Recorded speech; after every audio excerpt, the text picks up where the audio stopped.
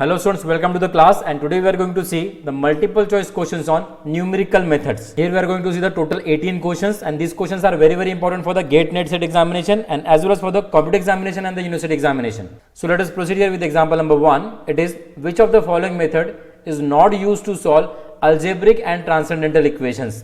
तो चार मेथड आपको दिए यहाँ पे है Newton's Raphson method, this we use to solve algebraic and transcendental equation, फास्ट पोजीशन मेथड जिसको हम रेगुलर फाल्सी मेथड भी कहते हैं, इसे भी हम यूज करते हैं अलजेब्रिक और ट्रांसेंडेंटल इक्वेशन सॉल्व करने के लिए। तो ये तो option C that is relaxation method is not use to solve algebraic and transcendental equation, इसको हम यूज करते हैं सिस्टम ऑफ इक्वेशन को सॉल्व करने के लिए and method of successive approximation भी हम यूज करते हैं अलजेब्रिक एंड ट्रांसेंडेंटल इक्वेशन को सॉल्व करने के लिए। So option C is correct, that is relaxation method. Next question it is if the root of the equation x log x base to 10 minus 1.2 equals to 0 lying between 2.7 and 2.8 then first approximation to the root using the regular falsi method is given by। तो आपको यहाँ पे regular falsi method का formula पता होना चाहिए तो आप इजीली रूट निकाल सकते हैं। Now to find out the answer we use the regular falsi method. इसके लिए हम क्या कहते हैं, ये जो फंक्शन दिया हुआ है इसको हम ले लेते हैं सपोज f of x और उसके बाद हम इसको इवैल्यूएट करते हैं और हमारे पास ये जो वैल्यू है 2.7 और 2.8 इस पर आपको फंक्शन की वैल्यू कैलकुलेट करनी पड़ेगी। If I denote this as x1 और इसको x2 तो मैं x3 लिख सकता हूँ by using the regular falsi method. It is x1 into F of x2 minus x2 into it is what f of x1 upon we have it is f of x2 minus f of x1। ये हो गया हमारा regular falsi method का formula. अब x1 हमने लिया है 2.7, उसके बाद हम फंक्शन वैल्यू निकालेंगे 2.8 के ऊपर, देन माइनस 2.8 फंक्शन वैल्यू निकालेंगे 2.7 के ऊपर और बाद में हम इसको डिवाइड करके सब्ट्रैक्ट कर देंगे फंक्शन वैल्यू है 2.8 माइनस द फंक्शन वैल्यू है 2.7। अब इसको आप इजीली कैलकुलेट कर सकते हैं। फंक्शन वैल्यू 2.8 निकालने के लिए आप यहाँ पे क्या कीजिए, x की जगह 2.8 पुट अप कर दीजिए, ये वैल्यू आप कैलकुलेट कर लीजिए बाय यूजिंग द फॉर्मूला और सेम आप f of 2.7 भी निकाल लीजिए। अगर आप इसको सिंप्लीफाई करते हैं तो आपका आंसर आता है इट इज 2.7406, मतलब ऑप्शन बी यहाँ पे करेक्ट ऑप्शन है। Calculation is a simple task इसलिए मैंने वो आपके ऊपर छोड़ दिया है and option B is correct here for this question. Next question that is example number 3, order of convergence of Newton-Raphson method and regular falsi methods are respectively। order of convergence मतलब हम कितना फास्ट रूट की तरफ approach करते हैं और error को reduce करते हैं। So it is well known कि Newton-Raphson method is always better than the regular falsi method और Newton-Raphson मेथड से हम बहुत फास्ट जाते हैं रूट्स की तरफ। तो अगर आप कंपेयर करेंगे ट्रू टू ऑप्शन तो रहेगा ही नहीं because Newton-Raphson method is far better than the regular falsi method.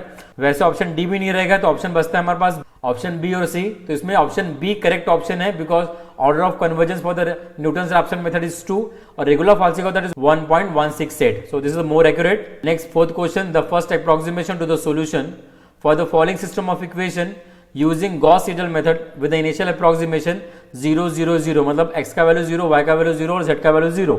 आपको इक्वेशंस दिए हुए हैं और आपको बताएंगे फर्स्ट अप्रोक्सीमेशन क्या होगा by Gauss Seidel method. Gauss Seidel method में हम एक इक्वेशन यूज करते हैं x का वैल्यू फाइंड आउट करने के लिए, एक इक्वेशन यूज करते हैं y का वैल्यू फाइंड आउट करने के लिए और एक इक्वेशन यूज करते हैं z का वैल्यू फाइंड आउट करने के लिए। बट कैसे, देखिए यहाँ पे आपको लार्जेस्ट कोएफिशिएंट देखना है x का कौन से वाले इक्वेशन में है, तो आपको लार्जेस्ट कोएफिशिएंट देखिए सेकंड नंबर में दिख रहा है तो इसको हम यूज करेंगे x फाइंड आउट करने के लिए। सेम आपको देखना है फिर आपने y का लार्जेस्ट कोएफिशिएंट कहां पे दिख रहा है आपको, तो सेकंड इक्वेशन में आपको दिख रहा है तो यहां से हम y निकालेंगे और सेम जो बचा हुआ है फिर आदमी इक्वेशन वहां से हम z निकाल लेंगे, वहां भी हमें क्लियरली दिख रहा है कि z का कोएफिशिएंट लार्जेस्ट है। सो अगर मैं इक्वेशन नंबर 2 यहाँ पे यूज करता हूँ x के लिए तो मुझे x कैसे मिलेगा, देखो यहाँ से x equals to it is what 17 minus y plus 2z आएगा यहाँ पे बिकॉज हमने ये y और 2z को राइट में शिफ्ट कर दिया और 1/20 हम यहाँ पे लिखेंगे तो यहाँ से आपको आ जाएगा x का वैल्यू। वैसे फिर हम y निकालेंगे by using the equation number 3 तो ये आएगा it is what minus 18 then minus 3x plus z। आपने RHS में शिफ्ट किया x और z के टर्म को और 1 अपॉन लेंगे इट इज व्हाट हम 20 because coefficient of y is what 20। Similarly हम z निकाल सकते हैं it is what then 1/20 it is 25 minus 2x plus it is 3y। अब आपको बोला है कि इनिशियल अप्रोक्सीमेशन ये यूज करना है और पहला आपको इटरेशन का वैल्यू बताना है। मतलब आप क्या करेंगे यहाँ पे x0 पुट अप करेंगे y0 z0, तो आपने y0 z0 यहाँ पुट अप किया तो आपका आगे इट इज व्हाट 70/20 वैल्यू। अब 70/20 कितना इट इज व्हाट 0.85 होता है और y निकालने के लिए हम क्या करेंगे यहाँ पे ये जो x का वैल्यू है ये 0.85 यहाँ पुट अप करेंगे और z का वैल्यू 0 पुट अप करेंगे। सेम फिर y का वैल्यू आने के बाद हम क्या करेंगे x और y के वैल्यू यहाँ पुट अप करेंगे तो आपको z का वैल्यू आ जाएगा। ऐसे हम सॉल्व करते हैं सिस्टम ऑफ इक्वेशन को, okay, by Gauss Seidel method.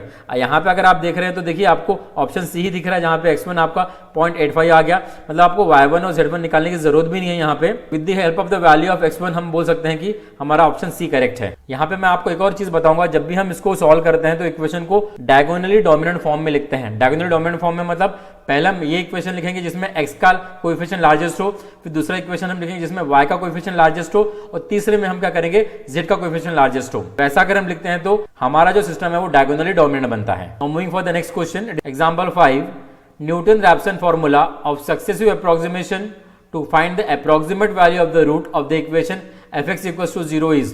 तो यहाँ पे आपको न्यूटन-रैप्सन मेथड का फॉर्मूला ही पूछा हुआ है। अगर आपको पता है तो डायरेक्टली आप टिक कर सकते हैं। यहाँ पे ऑप्शन ए करेक्ट है, xn - 1 इक्वल्स टू होता है xn - f of xn and it is what f dash of xn। ये फॉर्मूला आप याद रखिए बिकॉज सामने में जो हम एग्जांपल सॉल्व करेंगे उसमें इस फॉर्मूले का यूज करेंगे। So option A is correct here. Next question that is 6.1। Next question 6.1, if one of the root of the equation fx = 0 is near to x0, then the first approximate of this root as calculated by the Newton-Raphson method is the abscissa of the point where the following straight line intersect the x-axis। ये question को आप एक बार और पढ़ लीजिएगा अगर आपको नहीं समझा होगा तो। यहाँ पे हमें 4 ऑप्शन दिए हैं। जब भी हम न्यूटन-रैप्सन मेथड के एग्जांपल सॉल्व करते हैं और उसको अगर हम ज्योमेट्रिकली देखते हैं तो उस समय हम क्या करते हैं, जो टेंजेंट टू द कर्व रहता है y = fx पे, उसको अप्रोक्सीमेट करते हैं सॉल्यूशन के लिए। कैसे करते हैं हम ज्योमेट्रिकली, देखिए यहाँ पे आप एक कर्व आप यहाँ निकालेंगे। सपोज ये हमारे पास ये वाला रूट हो गया तो हम यहाँ पे टेंजेंट अगर निकालते हैं, हम क्या करते हैं फिर टेंजेंट को अप्रोक्सीमेट करते जाते हैं और हम रूट की तरफ बाद में पहुंचते जाते हैं धीरे धीरे। तो यहाँ पे ऑप्शन बी करेक्ट है, that is tangent to the curve at y = fx at the point x0 and y = f of x0। तो स्ट्रेट लाइन पे जो इंटरसेक्ट होती है वो टेंजेंट होती है। Therefore the option B is correct here. Next question 7th one, the Gauss-Seidel method gives result faster when the pivotal elements are smaller than the other coefficient, larger than the other coefficient, equal to the other coefficient and none of the above। मैंने अभी आपको बताया कि हम Gauss-Seidel method से जब problem solve करते हैं तो उसको डायगोनली डोमिनेट करते हैं। अब डायगोनली जो एलिमेंट होते हैं उसको हम पाइवोटल एलिमेंट कहते हैं। तो पाइवोटल एलिमेंट कैसे होने चाहिए, it is what larger than the other coefficients. That is option B is correct here. Next, Newton Raphson method is applicable only when we are having this 4 option. तो यहाँ पे जो करेक्ट ऑप्शन है वो है ऑप्शन बी, कि आपका derivative का वैल्यू नॉन जीरो होना चाहिए in the neighbourhood of actual root x = alpha. Okay, derivative किसको रिलेट करता है, हम यहाँ पे स्लोप निकालते हैं टेंजेंट का, तो हमारा जो स्लोप का वैल्यू है वो हमारे जीरो नहीं आना चाहिए, बिकॉज अगर वो जीरो आता है तो we can not get the root. So option B is correct here. Example number 9, the second order Runge Kutta method is applied to the initial value problem y dash equals to -y of 0 equals to y0 with the step size h, then y of h is। Now formula is given to you। अगर आपको formula पता है तो आप directly टिक कर सकते हैं। यहाँ ऑप्शन बी करेक्ट है, that is y0/2 h² - 2h plus it is 2। Runge Kutta method के और 2 टाइप्स होते हैं, Runge Kutta method of third order and it is what fourth order. Fourth order बहुत ज्यादा यूज में आता है और एक्यूरेट सोल्यूशन देता है। Now example number 10, condition for convergence of the Newton Raphson method to a root alpha is. अगर आपको न्यूटन-रैप्सन मेथड के बेसिक्स पता होंगे तो आप डेफिनेटली यहाँ पे कंडीशन बता सकते हैं। Option C is correct here, that is f dash of alpha upon f double dash of alpha is what greater than 0। अगर ये आता है तब हम कहते हैं कि हमारा जो रूट है वो कन्वर्ज हो रहा है to that is what alpha. यहाँ पे अगर आप देख रहे हो तो मैंने न्यूटन-रैप्सन मेथड के बहुत से एग्जांपल लिए हुए, बिकॉज मैक्सिमम टाइम एग्जामिनेशन में न्यूटन-रैप्सन मेथड पे ही क्वेश्चन पूछा जाता है and it is very very important method.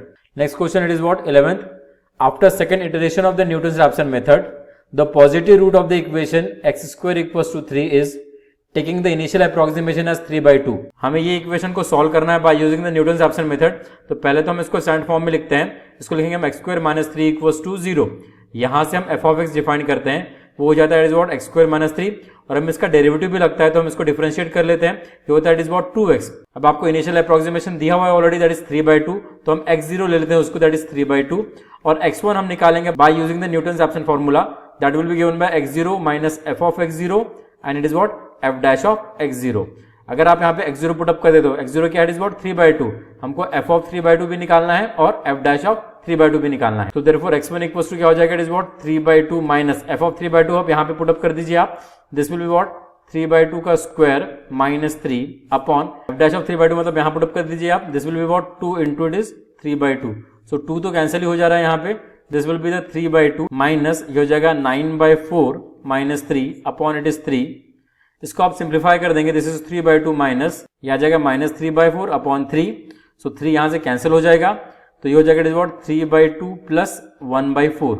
4 आपने अगर एलसीएम ले लिया तो ये हो जाएगा it is what 6 + 1 that is 7/4। अब ये जो हमने वैल्यू निकाला हुआ ये फर्स्ट इटरेशन का वैल्यू है। ओके, आपको जो पूछा है आफ्टर सेकेंड इटरेशन की बात कर रहा है।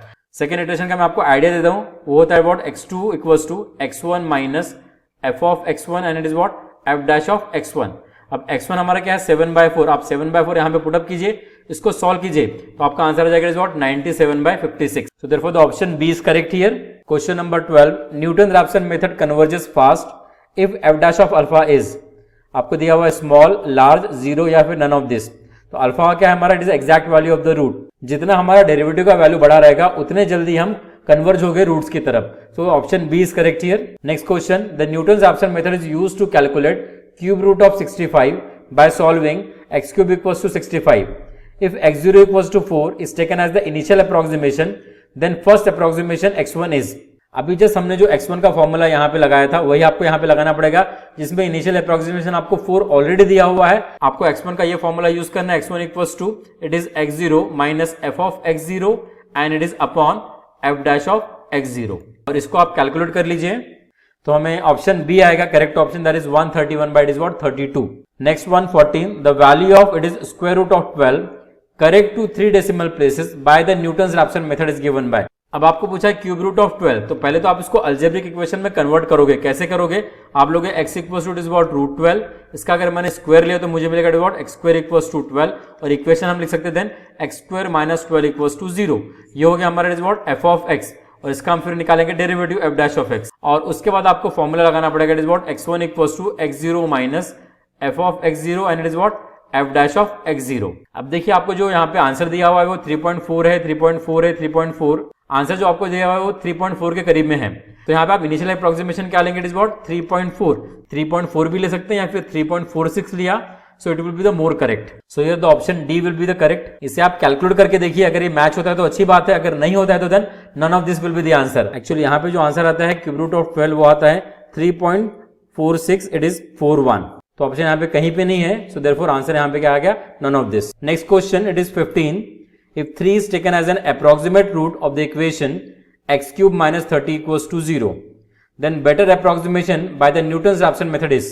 अब आपको इसने यहाँ पे बोला कि 3 आपने अप्रोक्सीमेट रूट लिया है, मतलब आपको इनिशियली तैयार स्टार्ट करना है x0 = 3 को लेके, और ये आपका रहेगा फंक्शन ऑफ x, इसका आप डेरिवेटिव निकाल लेंगे और आप फॉर्मूला अप्लाई करेंगे, then you will find out the answer. आप इस क्वेश्चन को एक और तरीके से सॉल्व कर सकते हैं, जैसे आपका ये जो x³ - 30 है, तो इसका मतलब क्या होता है कि हम क्या निकाल रहे हैं, x³ = 30 लिख सकते हैं, that is x = it is cube root of 30, मतलब क्यूब रूट ऑफ 30 कितना होगा, 3 के पास ही रहने वाला है, बिकॉज 27 का क्यूब रूट कितना होता है, इट इज 3, और हमको पता है कि 64 का क्यूब रूट कितना होता है, इट इज 4, तो डेफिनेटली वो 3 के पास रहेगा, तो आप इसको कैलकुलेट कर सकते हैं। आप यहाँ पे ऑप्शंस को कैलकुलेट करके देखिए, जैसे 10/3 कितना आता है, इट इज 3.33, और अगर हम 28/9 निकालते हैं, ये आता है 3.11, 8/3 हमारा आता है, इट इज 2.66, और ये 26/9 आता है, इट इज 2.88। तो यहाँ पे देखिए 8/3 और 26/9 ये तो हमारे रूट्स रहेंगे नहीं, बिकॉज जो रूट रहेगा वो 3 के ऊपर ही रहेगा, बिकॉज क्यूब रूट ऑफ 27 आपको पता है कि 3 आता है, और यहाँ पे पास 30 है, तो 30 का क्यूब रूट 3 के ऊपर ही रहेगा। अब ऑप्शन इन दोनों में से करेक्ट रह सकता है, हालांकि ये 27 के बहुत करीब है 30, तो option B will be correct है, दैट इज 3.11। मतलब इस तरह से भी आप एग्जामिनेशन में आंसर निकाल सकते हैं। यहाँ पे हम बोल सकते हैं कि answer B is correct, that is 28/9। Example number 16, the Newton-Raphson method is used to find the root of the equation x² - 2 = 0. If the iterations are started from -1, the iteration will be converges to -1, converges to √2, converges to -√2 and not converges। तो इस question को आप देख के बता सकते हैं कि ये कहाँ कन्वर्ज हो रहा है। हमें यहाँ पे सॉल्व कौन सा इक्वेशन करना है, x² - 2 = 0, इसको हम ऐसे लिख सकते हैं x² = 2, तो x का वैल्यू क्या होता है वैसे प्लस माइनस √2। अगर हमारा जो इटरेशन है वो स्टार्ट हो रहा है इनिशियल अप्रोक्सीमेशन -1 से, तो डेफिनेटली जो रूट है वो कन्वर्ज होगा -√2 को, बिकॉज यहाँ पे x का वैल्यू क्या आ रहा है, एक तो +√2 रहेगा, नहीं तो अदरवाइज -√2। अगर आपने इनिशियल अप्रोक्सीमेशन -1 लिया हुआ है तो डेफिनेटली हमारा जो रूट है वो कन्वर्ज होगा।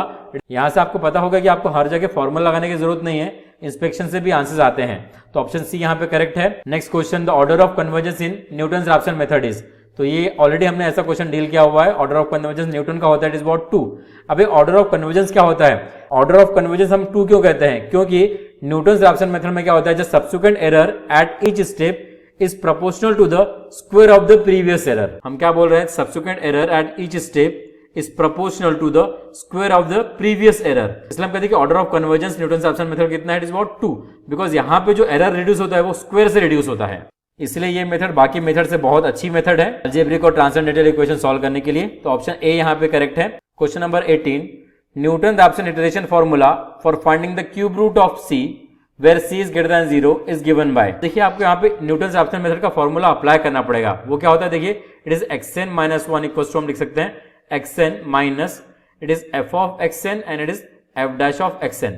हमें यहाँ पे क्या निकालना है, iteration formula for this cube root of C. अब आप क्यूब रूट ऑफ सी को ले लो, इसको डिनोट कर दो x से, तो हो जाएगा it is what, c equals to x cube. Equation हम कैसे लिख सकते हैं, x cube minus c equals to 0। तो हमने यहाँ पे f ऑफ x को डिफाइन कर दिया, it is what x cube minus c। इसका डेरिवेटिव मुझे लगता है, तो मैंने डेरिवेटिव डिफाइन किया, it is what 3x square, because c हमारा कांस्टेंट रहेगा। अब वो क्वांटिटी यहाँ पे सब्स्टिट्यूट कर दो, बिकॉज आपको xn माइनस 1 ही पूछा हुआ है, तो आपको आंसर आ जाएगा। xn हम एज इट इज रखते हैं। अब f ऑफ xn क्या होगा, x को रिप्लेस कर दो xn से, तो हो जाएगा xn cube minus c upon f dash of xn will be what 3xn square. x को रिप्लेस कर दिया xn से, अब इसका क्रॉस मल्टीप्लाई कर दो, हमको आंसर आ जाएगा 3xn square into xn, that will be 3xn square minus यहां से आएगा it is what xn square plus c upon we are having what 3xn square. तो इसको सिंप्लीफाई करते तो हो जाएगा 2xn square plus c upon 3xn square. अब मुझे बताइए कौन सा फॉर्मूला यहाँ पे सही है। यहाँ पे ऑप्शन सी करेक्ट है। एक्चुअली ये 3 की जगह c चाहिए था, यहाँ पे 3 आ गया है, सो ये c is the correct option. So अगर आपको कोई भी दिक्कत होगी तो आप कमेंट बॉक्स में मुझे लिख के बताइए, मैं उसको डेफिनेटली सॉल्व करूंगा। इसके बाद मैंने एक और लेक्चर बनाया है एमसीक्यू और न्यूमेरिकल मेथड के ऊपर, उसको भी आप जरूर देखिए। That is from the example number 19 and onwards. So at last I say thank you so much for watching this video, and if you get something from it, please like and share the video with your friend, and please do subscribe the channel mathematics गणित संग्रह। तो हंसते रहिए, मुस्कुराते रहिए और mathematics का knowledge enhance करते रहिए मैथमेटिक्स गणित संग्रह के साथ। Thank you so much.